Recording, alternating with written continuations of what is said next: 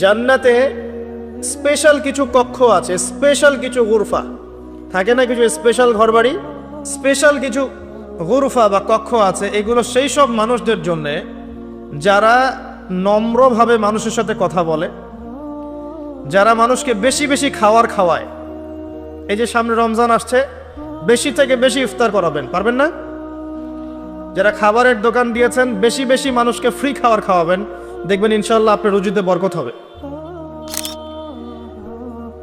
যারা নরম করে কথা বলে, বেশি বেশি খাবার খাওয়ায়, বেশি বেশি সালাম দেয় এবং বেশি বেশি রোজা রাখে, আর মানুষ যখন ঘুমিয়ে থাকে তখন তারা সালাত পড়ে, অর্থাৎ তাহাজ্জুদের নামাজ পড়ে, এইসব মানুষদের জন্য জান্নাতের স্পেশাল গুরফা বা কক্ষ আছে। কেমন উন্নত মানের পদার্থ দিয়ে আল্লাহ পাক তৈরি করেছেন! ওই ঘরগুলোর বাহির থেকে ভিতরটা দেখা যায়, আবার ভিতর থেকে বাহির দেখা যায়। বলেন সুবহানাল্লাহ। এই কক্ষগুলো কারা পাবে? এক নাম্বার, যারা নম্রভাবে কথা বলে। আর এই নম্রতা ভদ্রতা মানুষকে জোর করে শেখানো যায় না, যায়? এগুলো মানুষের বংশে থাকে, রক্তে থাকে, চরিত্রে থাকে। অনেক সময় দেখবেন একজন ব্যক্তির কাছে যদি সামান্য পরিমাণ ক্ষমতা চলে আসে, তার বডি ল্যাঙ্গুয়েজ, কথাবার্তা, চলাফেরা পরিবর্তন হয়ে যায়। আবার এমন অনেক মানুষ আছে যাদের হাতে বিশ্বের ক্ষমতা আসলেও তারা নম্রই থেকেছেন। যেমন ওমর ইবনুল খাত্তাব রাদিয়াল্লাহু আনহু, আলী ইবনে আবি তালেব রাদিয়াল্লাহু আনহু, আবু বকর সিদ্দিক রাদিয়াল্লাহু আনহু, উসমান বিন আফফান রাদিয়াল্লাহু আনহু। সারা বিশ্ব শাসন করেছেন, কোনোদিন কি অহংকার করেছেন? নম্রতা ভদ্রতা চরিত্রে থাকে, রক্তে থাকে। কারা পাবে সেই কক্ষগুলো? এক নম্বর, যারা নম্রভাবে কথা বলতে পারে। দুই নম্বর, যারা বেশি বেশি মানুষকে খাবার খাওয়ায়। তিন নম্বর, যারা বেশি বেশি সালামের প্রচার করতে পারে। চার নম্বর, যারা বেশি বেশি সওম রাখে, রোজা রাখে। আর পাঁচ নম্বর, মানুষ যখন ঘুমিয়ে থাকে তখন তারা সালাত পড়ে, অর্থাৎ তাহাজ্জুদের সালাত আদায় করে। আমি কিন্তু শেষে প্রশ্ন ধরব এবং 10 জনকে পুরস্কৃত করবো ইনশাআল্লাহ। মনোযোগের সাথে শুনবেন লেকচার। রাত্রি যাপন করে যারা আল্লাহর স্মরণে, অর্থাৎ তাহাজ্জুদের নামাজ যারা আদায় করে। এখন মনে করেন আপনি নিয়মিত তাহাজ্জুদ পড়েন, কোনোদিন উঠতে পারলেন না। আপনার ফজিলত হচ্ছে আপনি যে ঘুমিয়ে গেছেন ওই রাতে, ঘুমানোর বদলে আল্লাহ পাক আপনাকে নামাজের নেকি দিয়ে দিবেন ইনশাআল্লাহ। যারা নিয়মিত পড়ে, অন্তত পক্ষে 2টা রাকাত নামাজ পড়ে যদি ঘুমাতে পারেন, তাও রাতের নামাজের হক আদায় হবে ইনশাআল্লাহ। এখন আমরা তো ঘুমাই সবাই 12টার পরে, তাই না? ম্যাক্সিমামই 12টা, 1টা, 2টা। মাহফিলের সিজনে তো রাত্রে ঘুম হয় না, স্বাভাবিক। তো রাতের বেলা 2 রাকাত নামাজও যদি পড়েন, রাতের নামাজের হকটা আদায় হয়ে গেল। এবং এই সময় আপনি আল্লাহর কাছে যা চাইবেন ইনশাআল্লাহ আপনি তাই পাবেন। আল্লাহ পাক আহ্বান করতে থাকেন, কে আছো আমার কাছে চাইবে আমি দিব? কে আছো আমাকে ডাকবে আমি ডাকে সাড়া দিব? কে আছো আমার কাছে ইস্তেগফার করবে আমি তোমাকে মাফ করে দিব? আমরা দোয়া কবুলের জন্য অনেক সময় হুজুরদের কাছে ধন্না দেই, অথচ প্রত্যেক রাতেই আল্লাহ পাক আহ্বান করেন, আমাকে ডাকো আমি সাড়া দিব, চাও আমার কাছে আমি দিব, আমার কাছে দোয়া করো আমি দিব। যদি এটাও করতে না পারেন, অন্তত পক্ষে ঘুমানোর আগে সূরাতুল বাকারা এর শেষের 3টা আয়াত পড়ে ঘুমাবেন। কয়টা আয়াত? লিল্লাহি মা ফিস সামাওয়াতি ওয়া মা ফিল আরদ, এখান থেকে নিয়ে ফানসুরনা আলাল কওমিল কাফিরিন পর্যন্ত শেষের 3টা আয়াত পড়ে যদি ঘুমাতে পারেন, সারা রাত নফল নামাজের নেকি পাবেন ইনশাআল্লাহ। খুশি হচ্ছেন না নাকি আপনারা? সুবহানাল্লাহ কারো মুখ দিয়ে বের হচ্ছে না, ঘটনা কি? টাকা লাগবে নাকি বলতে? আচ্ছা, সূরা আলে ইমরান নাম শুনেছেন? এর শেষের 10টা আয়াতও যদি পড়ে ঘুমান ইনশাআল্লাহ এই নেকিটা পাবেন ইনশাআল্লাহ তাআলা।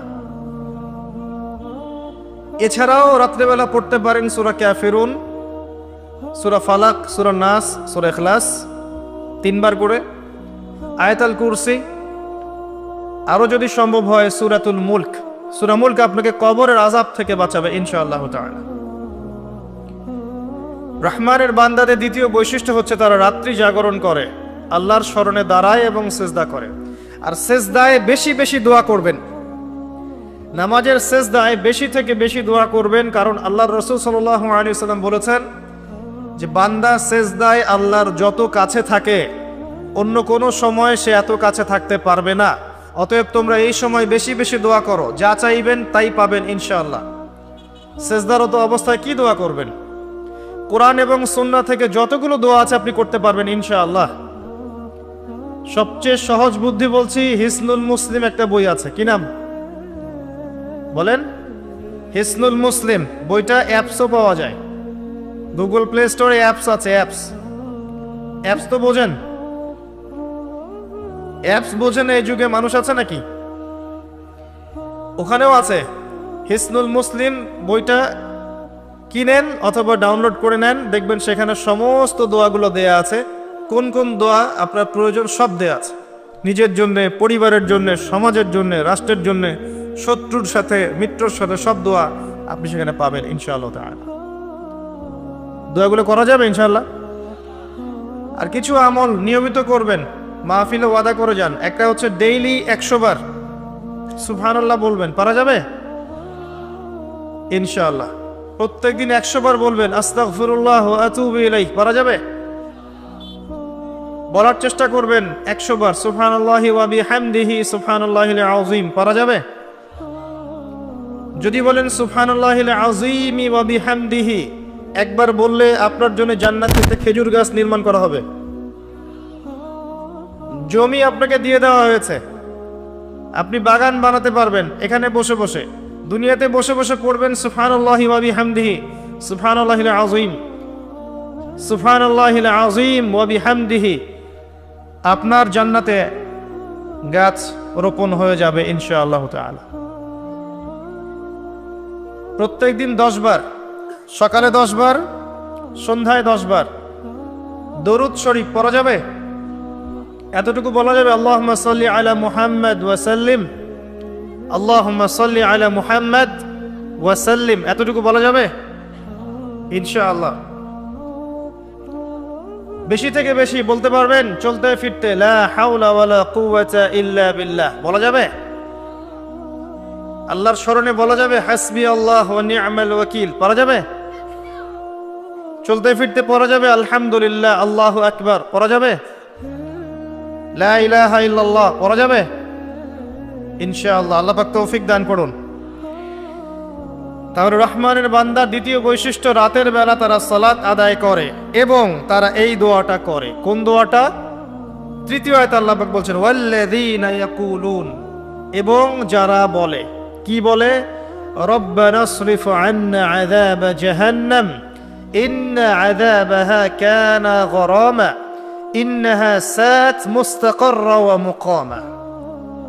আল্লাহ পাক বলছেন রহমানের বান্দারা রাত্রি জাগরণ করে, সিজদা দেয়, কিয়াম করে এবং এই দোয়াটা করে, রব্বানা, হে আমাদের প্রতিপালক, ইসরিফ আন্না আযাব জাহান্নাম, আমাদেরকে জাহান্নামের আযাব থেকে বাঁচান, আমাদেরকে জাহান্নামের আগুন থেকে হেফাজত করুন, রক্ষা করুন।